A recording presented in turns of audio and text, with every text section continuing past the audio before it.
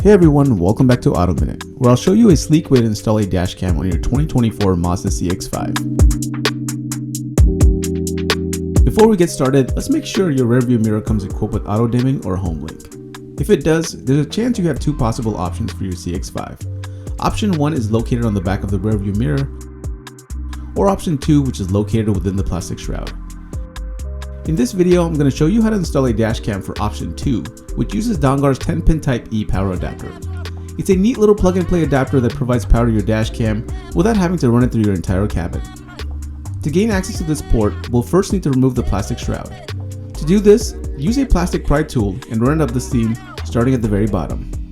Once you see it split, use the pry tool to disconnect the clips completely, and be patient if your panel doesn't pop out as easily as what's seen here. And for reference, this is what the connection points in the panel look like. Now that we have it removed, we have access to the connector port. Let's go ahead and disconnect the connector by pressing up on the tab and pulling it straight out. Next, let's install our Dongar Dashcam adapter. We're going to plug this end into the vehicle's connector port and the other end to the vehicle harness. And with these 2 points connected, we're now left with a USB module. Before we take any further steps, let's go ahead and turn on the vehicle to ensure that our unit is receiving power. A blue LED will light up within the module, indicating we are good to go.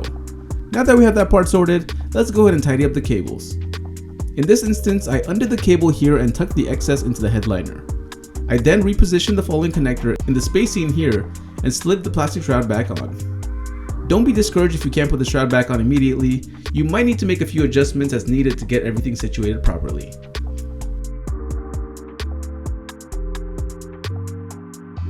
Here's a blurry look at the USB module that's routed through the bottom of the shroud.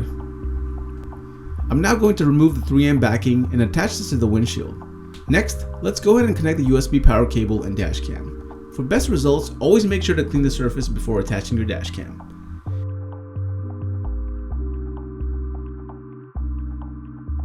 With everything connected, your dash cam will power up in seconds, and just like that, we are done. This is a sleek way to get a dash cam installed on your CX-5, and if you have other vehicles, definitely go check these guys out. In any case, hope you found this video helpful, and if you have any questions, feel free to drop it in the comments below. Cheers and drive safe, y'all. Peace.